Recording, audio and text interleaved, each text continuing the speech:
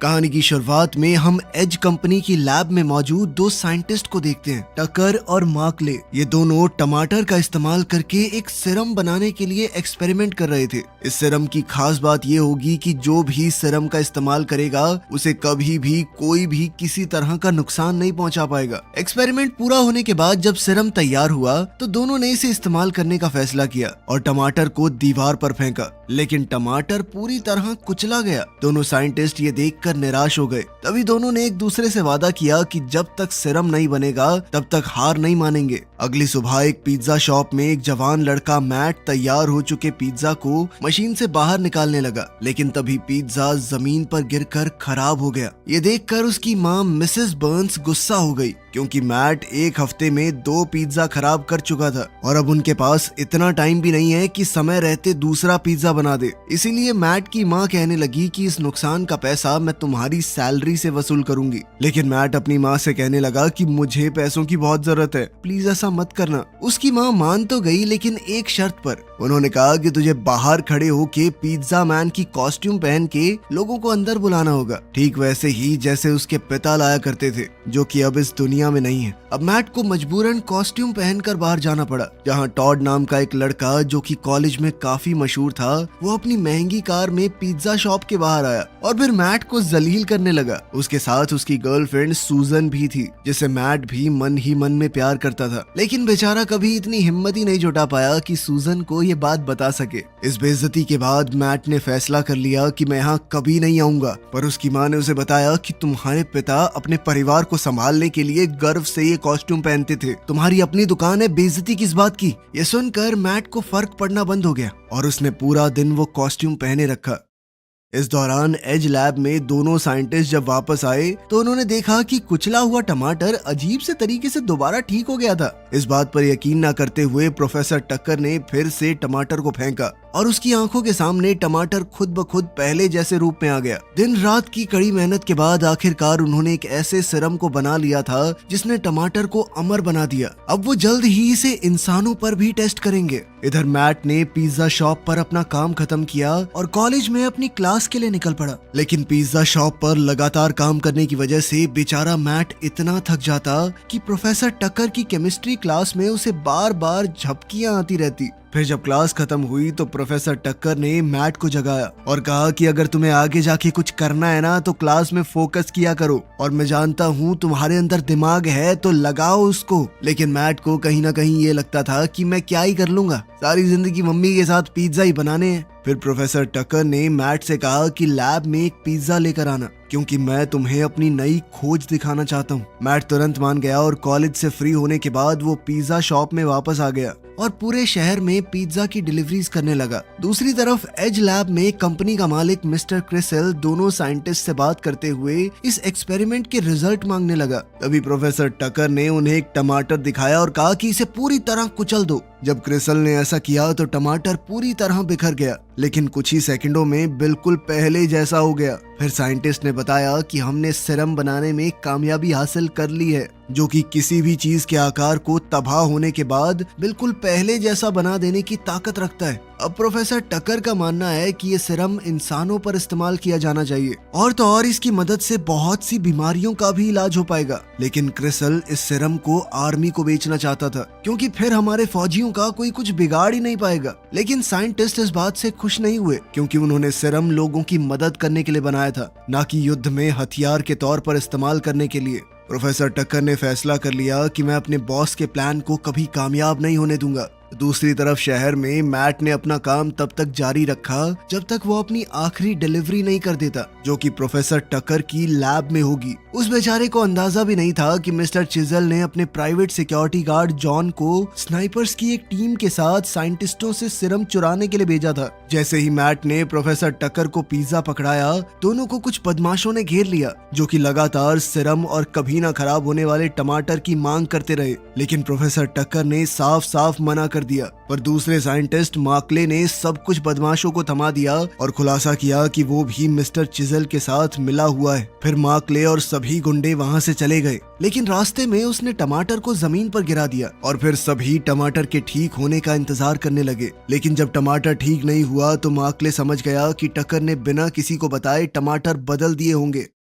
इसी दौरान प्रोफेसर टकर ने लॉकर से असली टमाटर और एक सिरिंज को निकाला और अपनी जेब में छुपा लिया। फिर प्रोफेसर टकर और मैट बिल्डिंग से भागने की कोशिश करने लगे, लेकिन तभी उनका सामना कुछ गुंडों से हुआ और बदमाशों ने उन पर ताबड़तोड़ गोलियां बरसा दी, जिस वजह से प्रोफेसर को गोली लग गई और एक गोली मैट के कंधे को छूकर निकल गई। इतना सब होने के बावजूद दोनों छत तक पहुंचने में कामयाब हो गए, जहां टकर ने एक ऐसा इंजेक्शन मैट को लगाया जिससे उसके सारे जख्म पल भर में ठीक हो जाएंगे। फिर उसने मैट से कहा कि ये टमाटर खाओ, ये तुम्हारी ताकत बढ़ा देगा और अब अपनी ताकत का इस्तेमाल सिर्फ अच्छे कामों के लिए करना। आखिर में प्रोफेसर को गुंडों का सामना करना पड़ा, जिन्होंने उसे कहा कि अगर जान बचानी है तो टमाटर हमें दे दो। लेकिन तभी टकर ने अपनी जेब से केमिकल की एक बोतल निकाली और उसे जमीन पर पटक दिया, जिससे एक जबरदस्त धमाका हुआ और दुश्मनों के होश उड़ गए। लेकिन बदकिस्मती से प्रोफेसर अपनी चोटों से बच नहीं पाया। उसने मैट की आंखों के सामने ही अपनी जान गंवा दी।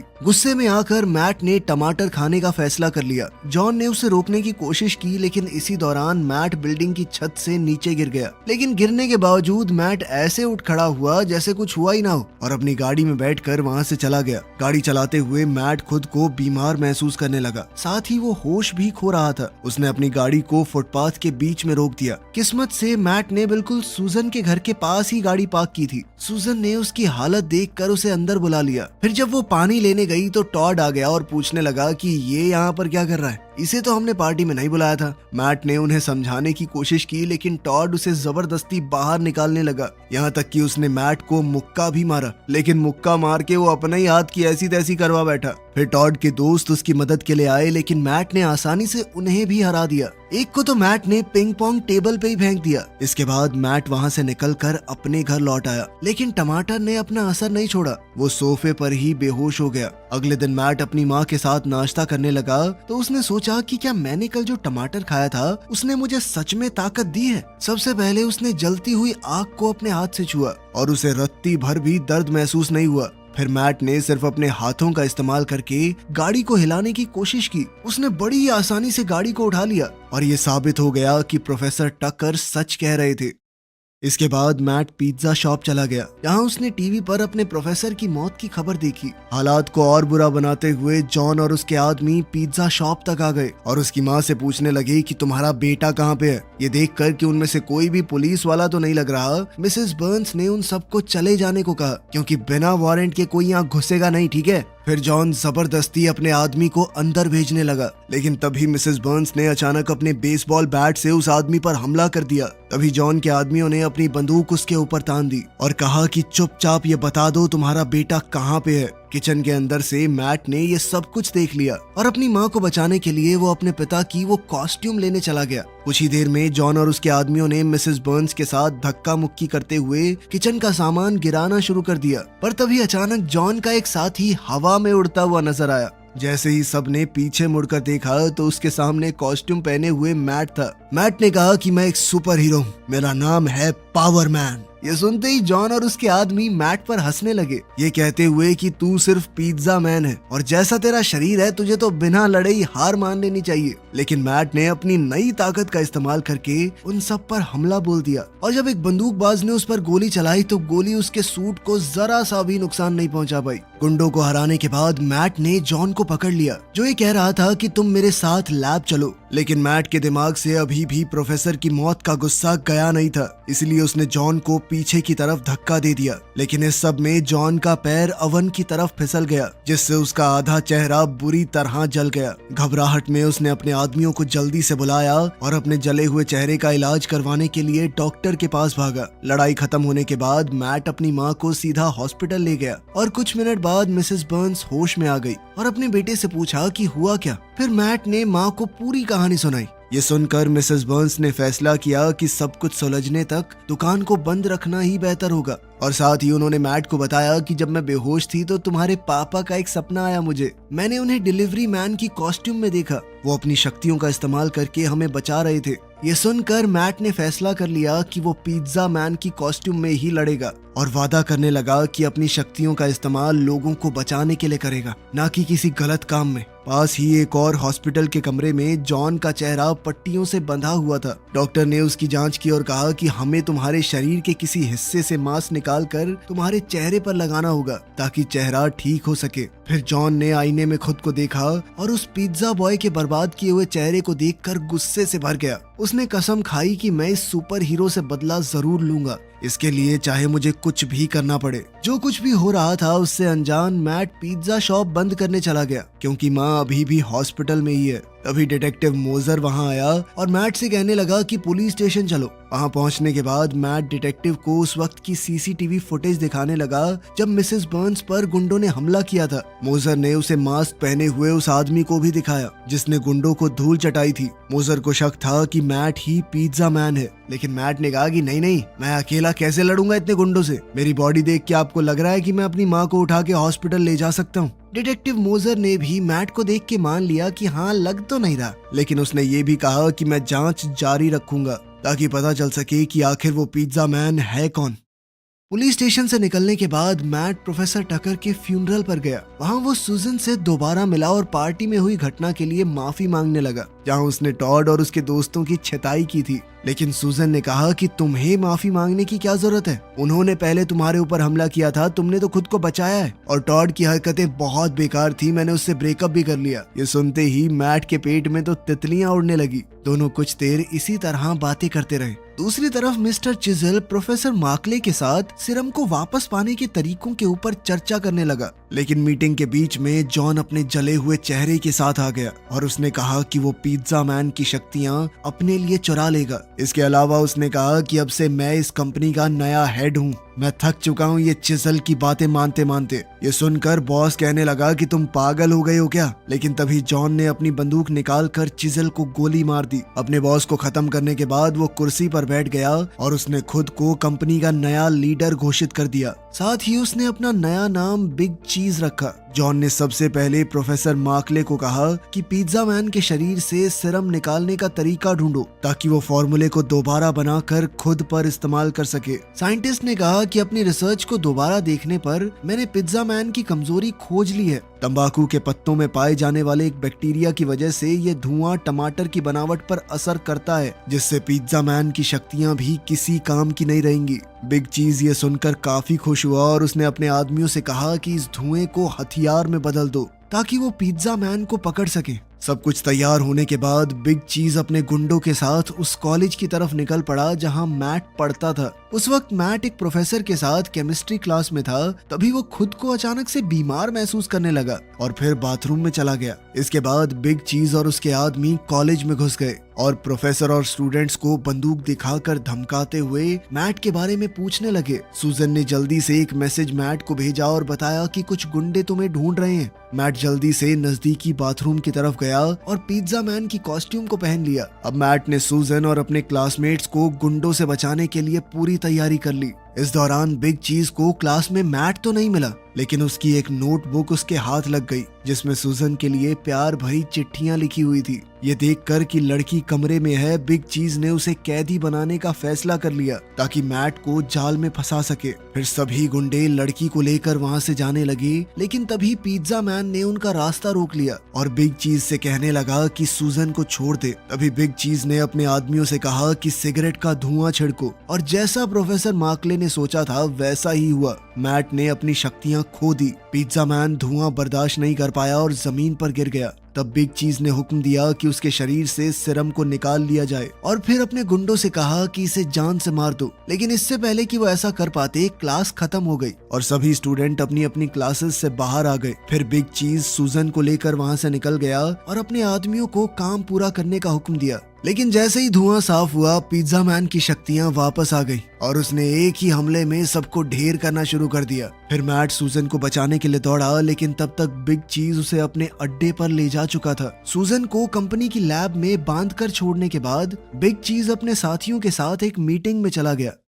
मीटिंग में इन्वेस्टर्स ने उससे सीरम के बारे में पूछा। फिर प्रोफेसर मार्कले की मदद से डायरेक्टर ने उन्हें मैट के शरीर से लिया गया खून दिखाया, जिसमें सीरम मौजूद था। इसके साथ ही बिग चीज ने खुद पर एक छोटा सा सैंपल इस्तेमाल किया, जिससे उसके चेहरे से जलन के निशान पूरी तरह गायब हो गए। लेकिन कुछ देर बाद वो निशान वापस भी आ गए, ये साबित करते हुए कि सीरम को पूरी तरह दोबारा बनाने के लिए उन्हें उस पर बहुत काम करना होगा। लेकिन फिर भी सामने वाली पार्टी के लिए सीरम का इतना नमूना काफी था। उन्होंने वादा किया कि अगर एक्सपेरिमेंट पूरा हो गया तो हम इस प्रोजेक्ट पर पैसा जरूर लगाएंगे। मीटिंग चलती रही, तभी बिल्डिंग के बाहर मैट भी सूजन को बचाने के लिए पहुंच गया। लेकिन सबसे पहले मैट को एज के सिक्योरिटी गार्ड से निपटना होगा, इसीलिए उसने कंपनी के डायरेक्टर तक पिज्जा पहुंचाने का ढोंग रचा और उसका प्लान काम कर गया। गार्ड ने उसे अंदर जाने की इजाजत दे दी। मैट ने अपनी पिज्जा मैन की कॉस्ट्यूम को लिफ्ट में ही पहन लिया और फिर जैसे ही वो बिग चीज के ऑफिस में पहुंचा तो सीधा बिग चीज की तरफ बढ़ा और अपनी ताकत का पूरा इस्तेमाल करते हुए मैट ने गुस्से में पूछा कि सूजन कहाँ है। लेकिन बिग चीज को इससे कोई फर्क नहीं पड़ा। वो कहने लगा कि मेरे पास एक ऑफर है, वो मानोगे तो लड़की बच जाएगी। उसने वादा किया कि अगर तुम मुझे अपने खून के कुछ सैंपल दोगे तो मैं तुम्हारी सूजन को छोड़ दूंगा। सूजन के लिए परेशान मैट ने इस डील को मान लिया। लेकिन बिग चीज ने मौका देखकर अपनी सिगार जलाई और पिज्जा मैन के चेहरे पर धुआं फूंक दिया। धुएं की वजह से पिज्जा मैन ने अपनी शक्तियां खो दी और उसके बाद उसे जबरदस्ती एक खुफिया लैब में ले जाकर बंद कर दिया गया। जब मैट होश में आया तो उसने खुद को एक स्ट्रेचर पर बंधा हुआ पाया। बिग चीज ने उसे थैंक्स कहते हुए कहा कि तुम्हारे खून से अब मैं बहुत सारा सीरम बनाऊंगा, लेकिन मेरी एक आदत है, मैं कभी गवाह को जिंदा नहीं छोड़ता। इसीलिए उसने प्रोफेसर मर्कले से कहा कि खून निकाल लेने के बाद इसे जान से मार दो। निराश होकर मैट ने उससे कहा कि सूजन को छोड़ देना, ठीक है? लेकिन बिग चीज ने फिर से चेतावनी दी कि मैं सबूत छोड़ता ही नहीं छोटे। आखिरकार प्रोफेसर मर्कले ने खून के सैंपल ले लिए और फिर मैट को एक जहर देने की पूरी तैयारी कर ली। पिज्जा मैन का अंत अब नजदीक था, लेकिन तभी 3 हथियारबंद पुलिस वाले लैब में घुस गए और उन्होंने सबको सरेंडर करने को कहा। तब पता चला कि बिल्डिंग में आने से पहले मैट ने डिटेक्टिव मोजर को मदद के लिए फोन कर दिया था। इसी वजह से पुलिस टाइम पर पहुंच गई और उन्होंने देर होने से पहले मैट को बचा लिया। लेकिन बिग चीज का हार मानने का इरादा नहीं था और लैब के अंदर तुरंत गोलीबारी शुरू हो गई। लेकिन पुलिस ने भी हार नहीं मानी, वो दोनों बच्चों को बचाने के लिए आगे बढ़े, जबकि बिग चीज और मर्कले बिल्डिंग के अंदर छुपने के लिए भाग गए। तभी गोलीबारी के बीच डिटेक्टिव मोजर ने मैट को स्ट्रेचर से निकाला और उसे अपनी गाड़ी में सूजन के साथ सुरक्षित जगह पर ले गए। थोड़ी देर बाद मोजर ने अपनी टीम को गुंडों के पीछे जाने को कहा और 2 ऑफिसर्स ने लैब के अंदर प्रोफेसर मर्कले को ढूंढ लिया। पिज्जा मैन के खून के सैंपल का इस्तेमाल करते हुए साइंटिस्ट ने सीरम के फॉर्मूले का इस्तेमाल किया और सोचने लगा कि अब वो अमर हो जाएगा। लेकिन पुलिस वालों ने टेजर से ही उसे गिरा दिया और ये साबित हो गया कि फॉर्मूला काम नहीं कर रहा। लेकिन बिग चीज अभी भी उनके हाथ नहीं आया था और अपने ऑफिस से वो लगातार पुलिस वालों पर गोलियां चला रहा था। बाहर गाड़ी के अंदर से मैट और सूजन रेडियो पर सब कुछ सुनते हैं और मैट कहता है कि मुझे पुलिस की मदद करनी होगी। लेकिन उससे पहले मैट ने खुद को एक जोरदार घूंसा मारा, ये देखने के लिए कि क्या उसकी शक्तियां वापस आ गई हैं। लेकिन उसे एहसास हुआ कि धुएं का असर अभी भी उसके शरीर पर है। मगर ताकत ना होने के बावजूद भी मैट चाहता था कि वो पुलिस की मदद करे और बिना अपनी शक्तियों के भी उसने पिज्जा मैन का कॉस्ट्यूम पहना और बिल्डिंग की तरफ दौड़ पड़ा। कुछ ही देर में पिज्जा मैन ऑफिस वाली मंजिल तक पहुंच गया, लेकिन तभी बिग चीज ने उसकी बाजू में गोली मार दी। पुलिस ने तुरंत पिज्जा मैन की मदद करनी चाहिए और तभी बिग चीज ने उनका ध्यान भटकने का फायदा उठाया और छत की तरफ भाग गया। घायल होने के बाद भी पिज्जा मैन ने हार नहीं मानी और बिग चीज का पीछा करने लगा, जो कि एक बिल्डिंग से दूसरी पर छलांग लगाकर भागने की कोशिश कर रहा था। मैट ने भी छलांग लगाने की कोशिश की, लेकिन वो कामयाब नहीं हुआ और बिल्डिंग के किनारे पर लटक गया। पिज्जा मैन को पूरी तरह लाचार देखकर बिग मैन ने उसे खत्म करने का फैसला किया और उसकी बाजू के घाव पर दबाव डालने लगा। खुशकिस्मती से सूजन और डिटेक्टिव मोजर सही वक्त पर पहुंच गए और मोजर ने तुरंत बिग चीज पर गोली चला दी, लेकिन वो फिर भी बचते हुए अपनी गाड़ी की तरफ दौड़ने लगा। और इतने में पिज्जा मैन उठ खड़ा हुआ और उसका पीछा करने लगा। पार्किंग में पहुंचते ही पिज्जा मैन ने कार के ऊपर से छलांग लगा दी और अंदर बैठे बिग चीज ने गाड़ी की रफ्तार तेज कर दी। वो छत की तरफ गोलियां चलाने लगा, लेकिन पिज्जा मैन गोलियों से बचने में कामयाब हो गया। तभी अचानक बिग चीज ने गाड़ी की ब्रेक लगा दी और पिज्जा मैन गाड़ी के सामने आ गिरा। जमीन पर पड़े पिज्जा मैन को देखकर बिग चीज ने गाड़ी उसकी तरफ तेजी से चला दी, लेकिन एक बार फिर से डिटेक्टिव मोजर ने सही वक्त पर आकर अपनी गाड़ी बीच में अड़ा दी और पिज्जा मैन को बचा लिया। तमाम कोशिशों के बाद बिग चीज गाड़ी से निकला और उसने डिटेक्टिव मोजर पर बंदूक तान दी। साथ ही उसने सूजन को गाड़ी से बाहर खींच लिया और फिर उसे एक पिज्जा फैक्ट्री में ले गया। पिज्जा मैन भी उनका पीछा करते हुए वहां पहुंच गया। फैक्ट्री के अंदर जाते ही मैट ने देखा कि सूजन को बेल्ट से बांधा गया था, जो अब तेजी से कटने के लिए जा रही थी। बिना समय बर्बाद किए पिज्जा मैन मशीन को बंद करने की कोशिश करने लगा, लेकिन तभी उसे एहसास हुआ कि उसकी शक्तियां वापस आ चुकी हैं। उसने अपनी ताकत से मशीन के सारे कंट्रोल तोड़ दिए और जब सूजन तेज धार वाली मशीन में गिरने वाली थी तो पिज्जा मैन तुरंत बेल्ट की तरफ दौड़ा और उसने ऐन मौके पर लड़की को खींचकर उसकी जान बचा ली। अब सिर्फ बिग चीज का खात्मा करना बाकी था। पिज्जा मैन ने उसे फैक्ट्री के गोदाम में ढूंढ निकाला, जहां से भागने का कोई रास्ता नहीं था। फिर बिग चीज ने उसे मनाने की कोशिश की कि तुम मेरे साथ जुड़ जाओ, क्योंकि साथ मिलकर हम सीरम और ज्यादा बना पाएंगे और बहुत पैसे कमाएंगे दोनों। लेकिन पिज्जा मैन ने इनकार कर दिया और कहा कि मैं प्रोफेसर टक्कर की कही बात को भूला नहीं हूँ। अपनी शक्ति का इस्तेमाल मैं सिर्फ अच्छे कामों के लिए करूंगा। ये सुनते ही बिग चीज ने हमला करने की कोशिश की, लेकिन पिज्जा मैन ने तुरंत पलटवार किया और उसे दूर धकेल दिया। लेकिन बिग चीज अब एक दूसरी मशीन की बेल्ट की तरफ जा गिरा और अब वो तेजी से बर्फ जमा देने वाली मशीन की तरफ बढ़ रहा था। मैट उसे बचाने के लिए तेजी से दौड़ा, लेकिन समय रहते नहीं पहुंच पाया